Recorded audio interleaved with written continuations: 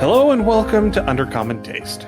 This is a podcast where we create and discuss homebrew content for tabletop RPGs. Money? It's a gas, so grab that stash with both hands and make a dash. I'm Ian Woodworth. I'm joined by my co-host James Daly, and I don't think that's exactly how the lyrics go. Is it not? No. Grab that cash with both hands and make a stash. Make a stash, okay. I think that's how it goes. Now I have to look it up. Yeah. Oh, I thought you did look it up. No, that's like... so the old rock station I grew up with played Pink Floyd all the time. I actually rather enjoy Pink Floyd, except at like 3 and 4 in the morning when I'd have to drive into work. And of course it's 4:20, so they're playing Pink Floyd, and I'm tired as hell trying to get to the lab. And like, you're going to put me to sleep on the highway, you suck. Anyway, as you may or may not have guessed, today we are going to be talking a little bit about TTRPG economics, because there are constantly these threads that I see on Reddit or the YouTube shorts or whatever with people talking about how my players are going to do this, this, and this. They're going to buy up all of the iron daggers and they're going to use the fabricate spell to turn them all into suits of full plate and sell them back and crash the economy. And so I wanted to talk a little bit about economies in your tabletop games and how they may or may not actually have to follow the rules. Fair. Because it is fantasy, hello. Yeah. And this comes from the same place of, do you really track encumbrance? You don't necessarily have to adhere to the rules of supply and demand when it comes to running an economy in a tabletop game. Because it is a game, it is not real. There is not real currency exchanging hands here, unless that's how you play, in which case, good on ya. That actually was a scenario that I wanted to run when we did the Facebook game. We tried to do a game off Facebook Messenger when they had an auto die roller forever ago. That was actually one of the premises I wanted as part of the game as you guys got further in, was you guys were going to come to another city where the economy was just upside down bonkers. And so like when you guys were getting ready to pay for an inn or something, and you pulled out your silver, like everyone at the tavern was going to look at you like you were just insanely wealthy, because the town was run by lycanthropes, so they were getting rid of anything magic and silver because those are the only things that really damage lycanthropes. So gold was worth much, much less than silver because silver became so scarce, and that was going to be part of like just the economy in this whole area was completely flipped. Right, yeah. And we didn't make it that far in that play-by-post. No, unfortunately not. Then, honestly, I don't know that Messenger was the best tool to use for that. Probably not, but I did want to give it a shot. And yeah, it was worth giving a shot. And I mean, as we talk about, developing your games, that is one thing, is give stuff a shot. It might work wonderfully or it might fall flat on its face. Yeah, you don't necessarily know that something isn't going to work until you try it and it doesn't work. Yeah. A big part was the dice roller bot was a little clunky, and then keeping everyone's posts where they weren't talking over the top of each other just didn't fit right. So that was a problem. But again, I think in a different format it could work, just not through Messenger. And I think that part of it was that we were all still in the play in person mentality of playing D&D. Yeah. And you have to treat play by post differently than that. Yes. And I think that is a big chunk of the reason why it ended up fizzling out. Yeah. But anyway, getting back on rabbit topic, trails everywhere, right? Where would we be without the rabbit trails? Stuck in the middle of the woods, that's where we'd be. So, as I have alluded to, the most important note that I have to address at the beginning of this topic is that your economy doesn't have to be balanced or logical. You can make a logical, balanced economy if you want to, but that's going to require effort and time. And if you decide that you would rather spend that effort and time on other aspects of the game, go ahead and do that. I mean, very few players are going to sit there and really needle you over the economy unless that is their game. And like I said, there are some games that are going to be economy focused, in which case you do want to put a little more time, but most you could probably just hand wave it and like, it's just how it is. And people, okay, fine. As long as the game keeps up a steady pace, even if the economy's broken, as long as it works fairly for the party and everyone playing, it's not going to be a huge deal. Right. And as long as everyone who is playing the game is satisfied with the way that it actually works. Yeah. And that is absolutely something to bring up in a session 0 is if you want a game where the function of the economy is a mechanical aspect of gameplay, that needs to be addressed at session 0 and make sure that everybody in the party is okay with that, or at least okay with the way that you're planning on executing that. But I mean, you can absolutely have all of your vendors be like World of Warcraft vendors, where any vendor that you go to, you can sell an item for its sale price. They have unlimited currency. You can always sell these things for their sell price to that vendor, to any vendor that is capable of buying things. And with only a few exceptions, they have an unlimited supply of the items that they have for sale, as long as you have the right currency for it. There may be certain items that have a limited stock, but by and large, as long as you got the money, you can buy as many of these things as you want and they'll never run out. You can absolutely play a game like that. There's nothing wrong with that game. And I think with that too, if you're going to have like the vendors kind of coming back into that well reference too, something that I don't see often in tabletop games that you absolutely see more in video games because it's so much easier to do is that disparity of what a vendor is going to buy something for versus what they sell it. Generally, at a tabletop game, if you get a potion and it's worth, 150 gold pieces, the player's going to sell it for 150 gold pieces and they're going to buy it for 150 gold pieces. Where again, if you want to do calculations or like, again, something more computer driven, you might buy it for 150 gold pieces, but you might only sell it for 75. And with this too, you can start throwing in charisma checks to see if they can kind of schmooze up or maybe barter with the shopkeep and see what percentage of the actual price they could buy or sell for, if they could maybe elevate that sell price or lower that buy price sometimes too. Again, that gets very papery, very calculation heavy. Again, if you're doing something more computer driven, it's easier to do than on paper unless you've got tables already set. And that also leads to the horror stories that you read about, players who just have a very high charisma skill, have a very high persuasion or negotiation or whatever the skill is called in your game. And they just steamroll their way through shops, browbeating NPCs into basically highway robbery. So that all being said, you still have the power as the storyteller, as the DM, to tell them no. No. And honestly, in a real world scenario, if there was someone that came into particularly a small town, but even, a city, and they start, the shopkeep's going to be coming back, and at looking back, you're going to have buyer's or seller's remorse. I'm like, okay, maybe I didn't get the best deal. Okay, one on me. And then they talk to the other shop. Yeah, this dude came in, and you know what? Totally talk circles around me. Next thing I know, half my shop's empty, and he's walking out laughing.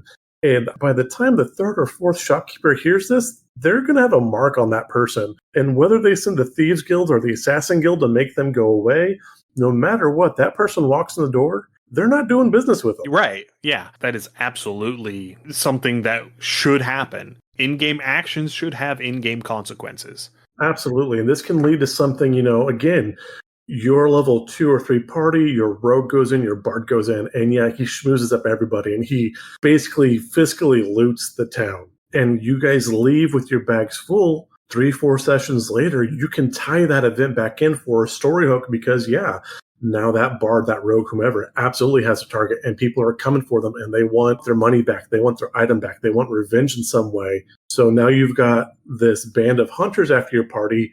And how are you going to resolve that? Are you going to try to fight each one that comes? Are you going to try to hide? Are you going to try to recompense and settle things out?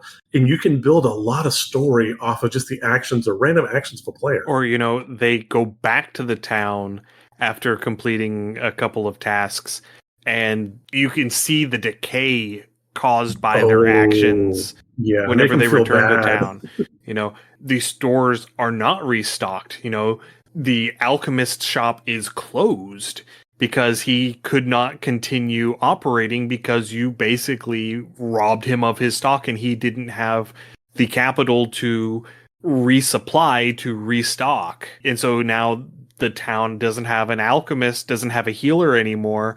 And so maybe now there is some sickness that has come into town and there's nobody there to cure it.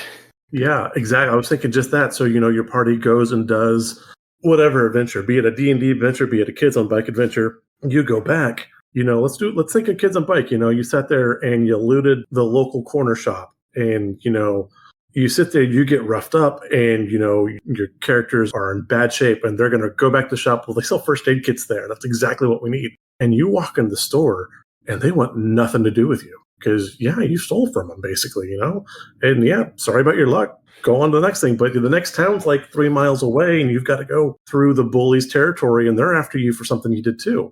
And again, you could totally do this. And it doesn't have to be a fantasy setting. You can do this with a lot of different things. Yeah, and it doesn't have to be you come into the store and they refuse to do business with you. It could be you come around the corner and where the store was is an empty storefront. Yeah. There is no store there to sell you first aid kits anymore. Yeah. And that will also, I think that would more poignantly drive home the point to your players that your in-game actions have in-game consequences. Yes. And that in itself is, again, your actions are an economy of themselves. Right, yes. So getting into if you want to sort of make an economy that makes sense within your game, there are a few aspects that you want to think about whenever you're putting everything together. The first one, and the most important one, I think, is what is the general level of wealth in your setting? Are we talking about your typical fantasy medieval European type setting where you have a peasantry that is basically penniless? I mean, if you look back in some of the older versions of D&D, they'll say things like a peasant family may never see a gold piece in their life. I remember reading, I think it was a 3 or 3.5 edition book that basically equated a gold piece would be enough to buy a horse. When, again, even through ancient times, owning a horse was a huge deal. It's not an easy thing to do now. Horses are expensive. And looking about it, I mean, right now, gold's like right around $2,800 an ounce, which not too far off the price of a horse. Yeah. So in 5th edition, they modified that a little bit. It's a little more affluent. So, for example, a poor lifestyle is 2 silver a day. So that's a little more than 1 gold a week. Okay. And then a wealthy lifestyle is 4 gold a day. And an aristocratic lifestyle is a minimum of 10 gold per day. That makes sense with that. And again, too, when you're trying to do that medieval fantasy and you are using, gold pieces, copper pieces, even if you want to do something like an industrial revolution and you're still dealing with, hard currency that was based off of metals, it's harder to kind of wrap your mind around. I think another series or another game system that kind of gives you that feel of what wealth and stuff is at the time was Old Gods of Appalachia. And it has to deal with like the Dust Bowl and the Depression era right around there. And they kind of work to kind of give that feel that things are run down. You might have a Vanderbilt, a Hearst, but generally most of the people are going to be poor farmers or poor city workers that are just like doing factory work. But a lot of it is day to day, week to week. Absolutely, yeah. So whenever you're talking about your setting and the economy of your setting, a setting that has just generally a low wealth, so this sort of medieval European style feel setting, you're going to have an economy that deals primarily in necessities. So you're going to have food, you're going to have raw materials, you're going to have simple utility goods. Those are the things that you should be able to find in most places. A lot of your tasks are going to be done in barter and trade and not necessarily in money. Absolutely. Yeah. You're going to be trading favors. Absolutely. If you really want that low economy setting, there are going to be lots of you do this task for me and you'll have 2 square meals and a roof over your head tonight. That would be a completely reasonable expectation in one of these settings. You do this for me, and I know a person who might have the information you want. Right. I know where the thing is, but I need something in return first. I owe somebody something and I don't have the way to pay them back now. You make that debt go away, and I can help you with this, but I have to handle this first. Right. So if the majority of the population is making the equivalent of a silver a week or less, it doesn't make a whole lot of sense in those sorts of scenarios to have things like an enchanter's shop or a bookstore or a silversmith in every single town. Those are things that are going to be only in the most affluent cities, in the biggest, most affluent cities. You're going to end up having lots of very simple, very utilitarian craftsmen in your towns. You're going to have a blacksmith. You're going to have woodworkers. You're going to have weavers. And honestly, a lot of these things are going to be done by people by themselves in their own homes. Now, with this too, because if you're kind of going out, you could have that prodigy blacksmith that is kind of working on their apprenticeship, and they're just amazing at their craft. Inversely, you could have the old retiree who's moved back home and he's tired, they are tired of the city life, and, they want to bring something back to where they came from, so they are going to make a higher quality item for their neighbors. Absolutely, yeah. And the more affluent a setting becomes, the more specialized and artisanal the professionals will become. You're going to get more artisans in a wealthier setting. Yeah, because there's going to be the people who can actually pay for that. I mean, if you're going to have a silversmith, they're going to be where the people who can pay them for their silversmithing are going to be. It won't make any sense for them to set up in some backwater town where nobody can afford what they're making. Yeah. I was going to say, art takes time. And so, the time that you're spending doing art, you're not farming, you're not foraging. And then just the material itself is going to be above and beyond. So if you can't afford just base silver, there's no way they could afford the time that's going to be spent to craft it either. And so that's where that economy is going to drift to where the wealthy people are, because they can just throw money and they can, patronize, quite literally, an artist, and they can pay them for their time, or so they can take the time to perform their craft. And so an example of this would be, let's say an aristocrat wants to get a very fine suit of magical plate armor. There would be a whole list of artisans involved in the making of this. So you're going to have an armorer who's going to make the base set of armor, and you're actually going to have different armorers working on different parts. You're going to have one that just does breastplates. You've got one that just does shoulders. You've got one that just does gloves. You've got one that just does boots. And then they're going to take all of those individual parts. Once they're made, they're going to send them to an engraver who is going to etch into this armor, make the engravings, and then possibly even send it to a goldsmith for some filigree work. And send it to a lapidary for gems to be cut and mounted into this for holding enchantments. And then ultimately going to an enchanter to be enchanted. This isn't all happening with one person. That sort of Renaissance man, that Leonardo da Vinci type person, that is not how most of these crafts would have been done.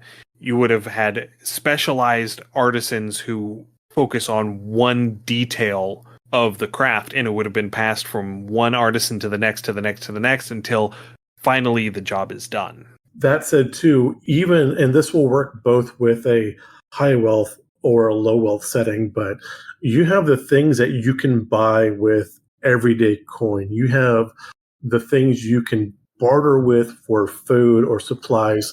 And then you have that dark underbelly of the black market, and it's the contraband and the things that people don't really say they trade, or they're not supposed to be trading, whether it be like an embargo or, whether it's, like I said, it's some sort of contraband or something along those lines. And you can build a flourishing economy around the black markets as well. You can, yeah. And that's something that we're going to talk about a little bit more in a minute. Okay, sorry, jumping ahead. No, it's fine. It's fine. But going back a little bit to what you started off with saying, there are goods that will be available for you to just walk into a store and buy. But there comes a point where, after a certain point, they're not going to be making these things and just sitting them on a shelf. It takes too much time and money to make them. It's not worth their while to make it and then just let it sit until somebody happens along to buy it. You're going to have a scenario where there are things that can only be made by commission. Yeah. And as you advance in affluence and as you advance in technology level, you're going to end up being able to just walk in and buy more and more advanced things. Right. And so a lot of these things might even be just half completed. So when I worked at William King Museum of Art, they talked about the Great Wagon Road that ran from Philadelphia down through Appalachia. And at the time, one of the big things you could do to show your wealth was family portraits, because photography was not around yet. So a lot of artists would travel down this road and they would have half-painted pictures where they would have a background and a body more or less prefabbed and done. And they'd find a buyer where they'd just slap a face on there for the buyer and like, there you go, there's your picture. Some of these more complex things like a suit of armor, something heavily engraved, something that is more ornate, they might have your base, whatever, and then they would add on to it. I think second and third edition covered this a little bit better with going back to D&D, where in order for something to be magical, it had to start off as a +1 or masterwork item. Right.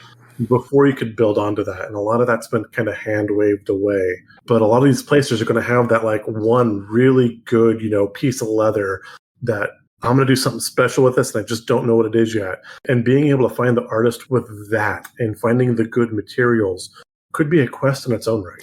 Yeah, and, if you can find the artisans and then supply them with materials, they can make you some pretty fancy stuff. And, bringing Isaac Asimov in here for a little bit, the level of magic in your setting can have an equal effect as technology to this. So if you have more common and pervasive magic, then you can have more advanced items that you can just walk into a store and buy. Yes, and that is Clark. Is it Clark? That's Clark. Arthur C. Clarke? Yeah. Okay. I love my 50 sci-fi. Yeah, sorry. I just got those two mixed up. Fine. Yeah. No, you're fine. So the next question that I would have is, what is your setting's economic system? Okay. I mean, are you talking about a feudal society where people are tied to the land and so they don't really have their own wealth? Their wealth is what is afforded them by the person who owns the land that they live on. I didn't vote for you. You don't vote for kings. Is it a capitalist society? So one where everything has a value and ostensibly your labor is compensated with currency that you then use to buy goods and services. And everything is based on your capital, what you own, what you have access to, that controls how much buying power you have, what you can afford to get, things of that nature. Where everything is a commodity that has a monetary value and can be bought or sold for a monetary value. On the opposite end, you could be a communist society where currency probably doesn't have a whole lot of value at all, where everyone has access to the same goods and services and is able to get whatever they happen to need at any given time. In an ideally working communist society, capitalism tends to weasel its way into communist societies, and so the people at the top in power live a capitalist lifestyle while everyone else is forced to live a communist lifestyle, and it ends up getting words. What's the word I'm looking for? Muddled? Yeah, corrupt? I guess. We'll go with corrupt. Corrupt sounds good. Corrupt.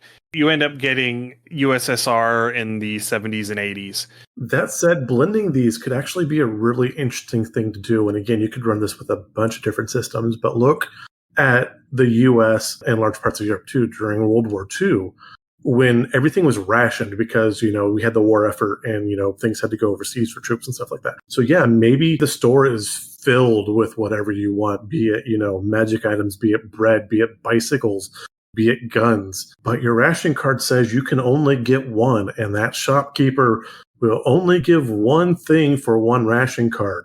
How do you work around that? Right, absolutely. Also, you could end up having more of a socialist sort of thing where private property does exist. You do have that private market, but a lot of your necessary things are provided by an overarching structure, an overarching governmental system. So this would be like the Roman grain dole, things like that. I mean, not a great example, but again, your food, your base necessities are covered and they are provided. So the people aren't going to be necessarily clamoring for food.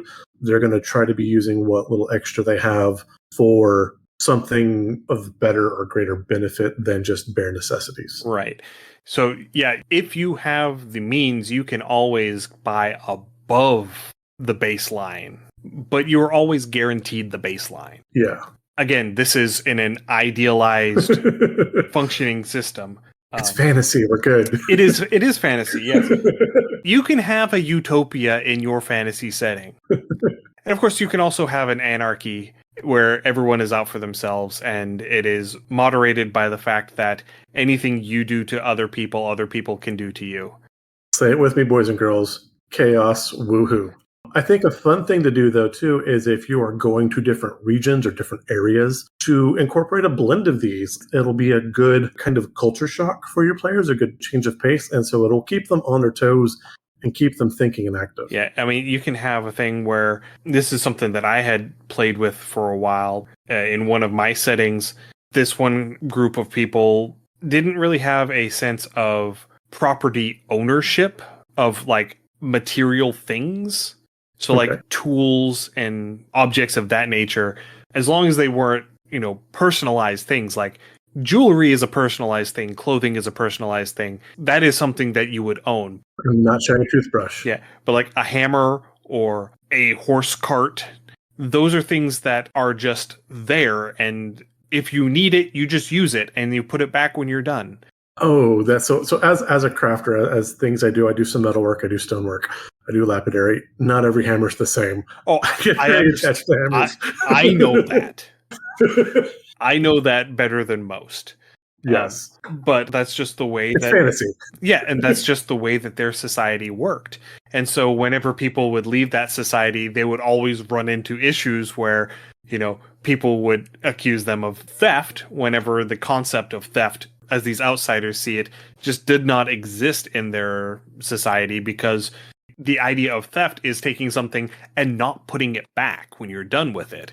It's taking something and keeping it. That was, again, this is a bit of a rabbit trail, but trust me, it follows. So when I was in junior college, I worked for our chemical stockroom, and there was a lady that worked in there with us, and for the life of me right now, I can't remember her name. She was a little bit older than I was, in my early 20s. And she had actually come from Uzbekistan right after the fall of the Soviet Union. And she was coming through here. She was going through Western college because she wanted to go to medical school, because she was starting medical school when she was in the Soviet Union. But she had told me a story that when she was in high school, they were dealing with some stuff and they had pellets versions of sodium hydroxide. And she said she was curious. And so she poured a bunch into her backpack to take it home, and it wound up corroding and, destroying her school books. So she had to go get new ones. I'm like, so you stole the chemicals from the school? And she's like, no, it was all of ours because we all owned it. Nobody owned the bottle of chemicals. It just belonged to anyone who needed it in the class. She misappropriated it, yes, but it wasn't theft as we would imagine it. So it was like one of those kind of like, oh, okay, different cultures, different things. But yeah, she did get in trouble because they had to spend money to replace the books because, again, she misused the material. But yeah, that would actually be a pretty good example of that. So getting into your black market commentary. Yeah. So, are there certain things that are guaranteed in this economy? Are there certain things that are prohibited in this economy? Are there certain things where if you want more or different, you have to go through unofficial channels to get it? I think one series that generally does tackle economy well in a lot of different ways, Star Trek, particularly the Next Generation, where they are hitting different planets at different times. And they hit this topic several times, like what things can the average person expect? Like what is everyone guaranteed? What are they not? What about the things that you should have that you can't? Like I remember they had one where medical care was guaranteed to everyone. It's just if you're on the upper crust, you got a lot better medical care. And the people who were lower on the economic scales were trying to smuggle in or smuggle out those medical goods so they could treat their population. And, the uppity-ups, that 1%, were like, grr, this is all ours, it's too good for you. And they're like, our original charter was we're all supposed to receive the same kind of medical care. Yeah, that is also a very good example of that. And, going back to talking about rationing or, going back a little bit earlier, talking about prohibition. Alcohol is outlawed during prohibition, but you can still get it. Oh, yeah. And it's just a matter of who you know and what steps are you willing to take and how much are you willing to pay to get it. And the amount that you're willing to pay to get it is also going to determine how safe it is for you to drink it. Fair. Because it might, if you buy the cheap stuff, the cheap bathtub gin, it might literally make you go blind. And the reason for that is because whenever they're fermenting it in a bathtub, if there are any cracks in the ceramic coating on this cast iron bathtub, it can leach the iron out, which causes, I can't remember what chemical it ends up creating in the... Methanol. Well, I think methanol happens regardless.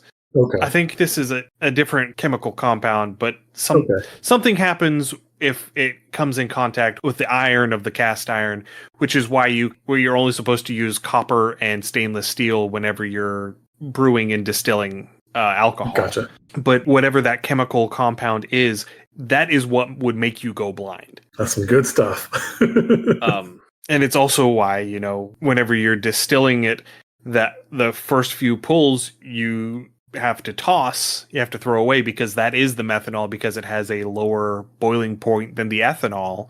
Yeah. And so that will also make you very sick and potentially kill you. Distillation is magic. It is. So those are some examples. And going back to talking about rationing, if you're able to get multiple ration books somehow, and you're able to distribute your ration cards to 3 or 4 different locations using 3 or 4 different ration books, you can get more than you're supposed to. Yeah. Which will have certain consequences if people find out. But it will also open up the availability of that person to start doing sort of a black market thing where they can then trade this excess that they're getting for other things that they need from other people. Absolutely. And again, it doesn't necessarily have to be nefarious things that are black market. It could be art. It could be maybe for whatever reason, the color green is banned wherever you're at and you want something green. Medieval Europe, again, you had some street laws where you just couldn't have certain kinds of clothing or because it was too expensive or it was beyond that. And maybe you're headed out of town and you want a green shirt for whatever reason. This would be something under the black market. Right. Or this is something that happened a lot. The city that you're in is under siege. And so food is starting to run out. And so now there is a black market for things like bread or eggs or meat, the things that you need to survive. But the people who have it know that they have a premium on the market. And so they are able to extort the other people in the city to get the best deal that they can get out of the situation. Well, I love that. So like if you're running something like futuristic or cyberpunk and everyone's getting their nutrition, it's, again, we can go back to that socialist society. Everyone's provided their nutrition through pills like the old sci-fi Soylent Green. But maybe you want fresh meat, and that's black market. Where are you going to find fresh meat from? I think in the original Blade Runner, they talked about pets, and you could actually buy a live pet. They were super expensive, and you had to have permits for them, so very few people had them. But if you didn't want a robot dog, you could jump through all of these legal hoops and get a real dog. Yeah, that's also a good example, yeah. And then the last big question that I have for whenever I'm putting together an economy is, what, if anything, is used as currency and why? In most cases, the currency is going to be something that has an intrinsic value. Now, whether the value is from the material that the currency is made from and its intrinsic scarcity or its usefulness or both. One example that you hear a lot, and it's often exaggerated of the importance, but it is an actual historical example, is salt. Salt was something that was used in every aspect of medieval life and ancient life. And if you didn't live on the coast or you didn't have your own salt mine, you had to trade to get it. They say that the Roman legionnaires, part of their pay was a ration of salt. Absolutely, yeah. It was that a ration of salt and a ration of grain, I think? Yeah. And then if you were an officer, you got spices like nutmeg. Yeah. So salt is a good example. Gold is one of those things that has long been used as a currency, partly because of its scarcity, partly because of the intrinsic value of it's pretty. Yeah. Going back, talking about the Roman legions, again, spices absolutely could be used as currency. They absolutely could. A couple of other game examples that I really like. The original Fallout. Yes. Nuka-Cola caps were used as a currency because they were backed by the traders of the hub and the value of the cap was based off of the price of fresh water. Yeah. So it was actually a water-backed security, these Nuka-Cola caps. They had value because the water had value, because it was scarce in the desert in this post-apocalyptic wasteland. Again, you're looking at Southern California. I don't think they've got them under control. I haven't seen them in the news recently, but you had those huge fires in Southern, and we're always talking about the scarcity of water. Southern and Western California is almost always in a drought. Water's always at a premium, always. Except recently where they got flooded. Basically got inundated because a certain somebody had to go on an ego trip and leave the dam gates open. Yeah, that's going to suck in the summertime. Oh, it's going to be so bad. It's going to be so bad. Anyway, another game media, and this is one that is less well known, I think. The Metro video game series. The only one I've played is Metro 2033, in which case ammunition is used as currency because it has its own intrinsic value, because this is a zombie survival horror game. So you need ammunition to be able to shoot the zombies and save your life. Always a good thing to have. Yeah, but the ammunition is also used as currency. And because the reloaded ammunition is not as good as the old factory-produced ammunition, if you can find pre-zombie ammunition, it's worth more. So actually there is a historical analog to this in, again, Old West. You'd go to a bar and a quote, quote, a shot of whiskey was about the same cost as a 45 caliber round. It's actually why it's called a shot. Yeah, that's why it's called a shot, because you would pay for it with a 45 caliber round.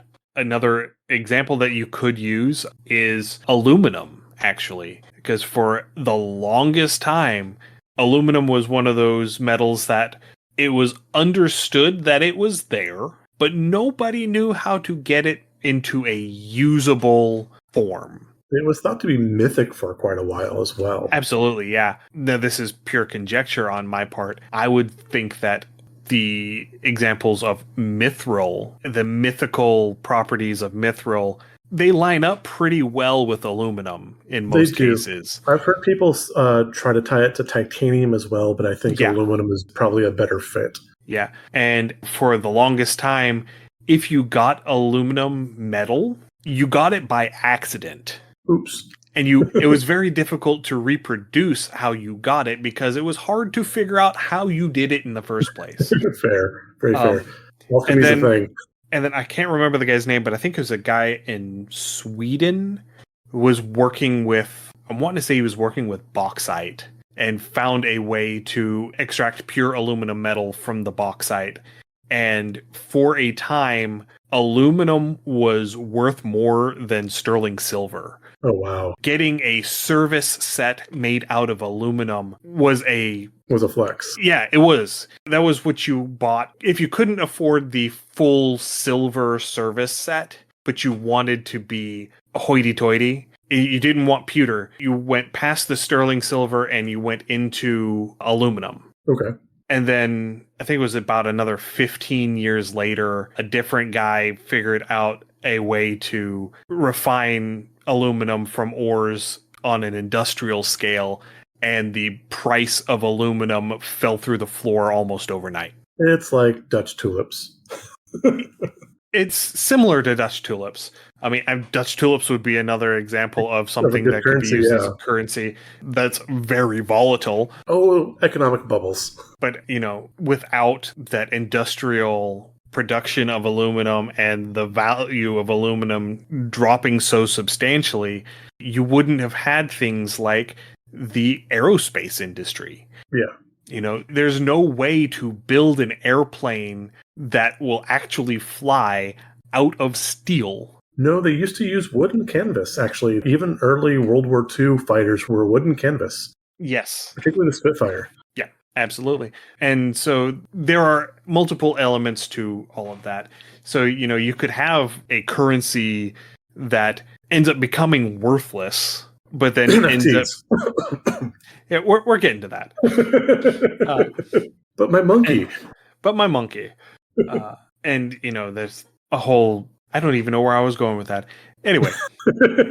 But another thing about a currency is that it might not be some rare or valuable or useful object. It might just be a currency because there is a faction that is powerful enough to say, this is the currency.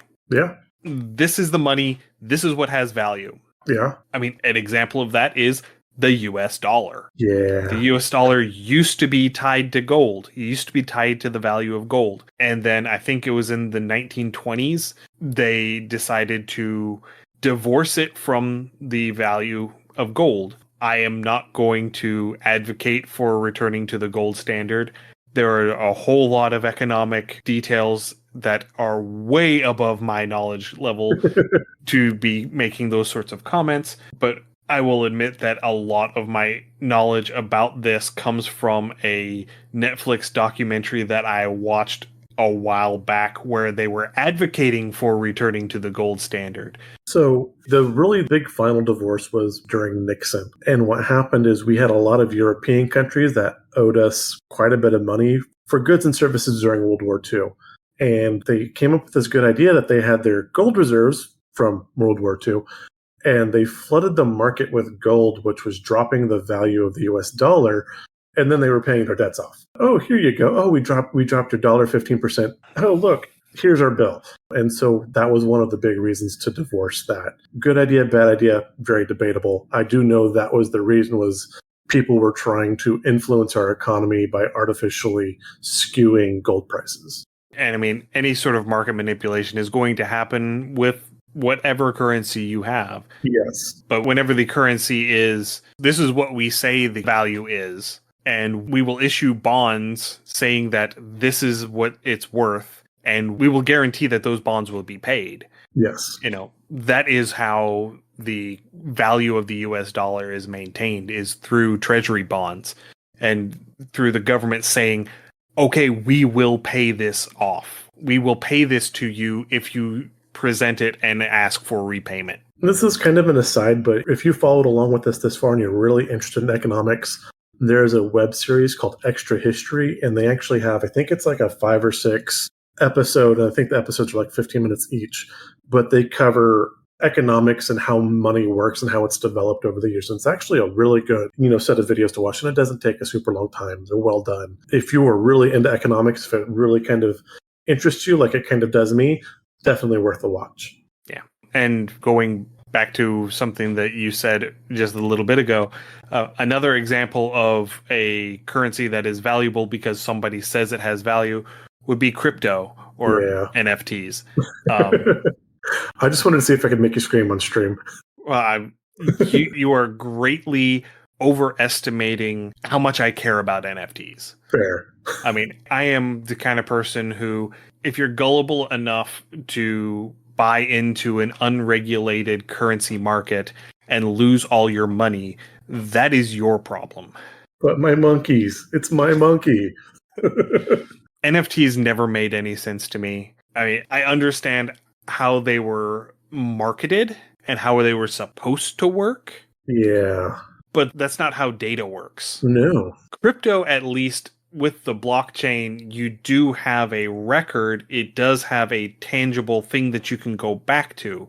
However, the blockchain diverges. The blockchain's the blockchain things. Yeah, I don't understand all of it. All that I know is that it is hosted on multiple servers, and each time it is copied to a new server, it has the chance of diverging, and then you end up having issues where you end up having two crypto bits that have the same blockchain value, and you have to determine which one of them is the valid bit. And that is entirely determined on which record you're comparing it to. So it's like DNA transcription. That's kind of cool. We're going to make AI based off the blockchain, and it's going to be terrible. Oh, they've already tried it. They've already been talking about doing that. Oh my, yeah, that's we're just gonna So we didn't fully talk about dystopias. That's because we're living in one. Oh, yeah, fair. That's right. We're trying to escape. I mean, we talked about Anarchy. things like, black markets. We talked about, scarcity. We talked about how to get the things that you cannot otherwise get. Sanity. Those are all dystopia things. I mean, honestly, talking about the bottle caps from Fallout. That's and the ammunition from Metro. Those are both dystopias. Yes, they are. I don't want to live in a world where I have to live in a fortified subway terminals because the surface of the earth is crawling with alien zombies. Fair. Very fair. So anyway, we kind of devolved a little bit there at the end and got a little silly. But, this is something that I think a lot of people have talked about, talking about the horror stories of flooding a town's economy, draining all of the gold from a town's economy and, milking it for everything it's worth. Yeah. And I think that, again, these are sorts of things that only happen if the DM allows it. And I think that this is one of those very clear-cut examples of times when the DM needs to learn to say no. When the DM needs to exert that little bit of authority that they've got. That's to say, hey, this is going to negatively impact the game for everybody. Don't do it. Though, again, a little FAFO is never a bad idea. Your player's actions should have consequence. Even if it's something... In-game actions, in-game consequences. Absolutely. But if you're wanting to build up the system, if you're looking towards world building in general, you can do a lot with just the economy as a starting block and foundation. Think about what you want the money to be, how you want things to work. And again, if something's going to be scarce or abundant or, how easy trade is, that really does give you a good scaffolding to start building other things around. So again, using your economy as a world building tool is also a really good idea. All right, I think we have gotten about as much as we're going to get out of this one tonight. Alrighty. So thank you, everyone, for listening. If you have any comments, suggestions, or ideas, send us an email, undercommontaste@gmail.com, or come and join us on our Discord and tell us directly. You can find a link to the Discord along with all of our social media through our website, undercommontaste.com. You can also find links there to our Patreon, patreon.com/undercommontaste, and our itch store, undercommontaste.itch.io. One thing that I do want to point out is that the Solo But Not Alone 5 bundle is now live. Huzzah. I had to record a little blurb and insert it into the last episode, but the bundle is now live. I think it is running to the middle of May. I think she extended it because she had issues getting it together and getting it launched on time. So go check that out. It's, I think, 107 games. Base price is $10. You're supporting a great charity. There's some great games in there. I've started looking through, I've started digging through, I've started playing a couple of them. James and I are both going to try and do some game review stuff. And we actually have a Solo But Not Alone channel on our Discord. If you buy the bundle and you want to come and chat about some of the games and your thoughts on the games and how your gameplay for that particular game played out, feel free to come over and do that. Absolutely. I'd love to hear about your solo games and what you had happen in your game. That sounds fascinating to me. Again, if this is your first episode, welcome. We're very happy you found us. You can find our podcast on your podcatcher of choice. Just search Under Common Taste on your podcatcher of choice. You can also join me on Twitch on Mondays and Thursdays, where I am revisiting some classic and some slightly newer-ish games, mostly RPGs, where, again, we enjoy the game, but we also talk about RPG, game design, game elements, as we muddle through some old memories as well. So it's a bit of nostalgia. And that's twitch.tv/undercommontaste. Yes. All right. Stay safe, everyone, and we will see you again in 2 weeks. Happy gaming. Thanks for joining us for another episode of Under Common Taste. Our theme song is Massacre Ann, written and performed by Mary Kroll and used with permission. You can find Mary online at marykroll.bandcamp.com or on Patreon at patreon.com/Dr. Mary C. Kroll. Our logo is by David Sutherland. You can find more of David's work on deviantart.com/David Sutherland or on instagram.com/Willex_73. We'll be back in 2 weeks, so stay safe, and we'll see you then.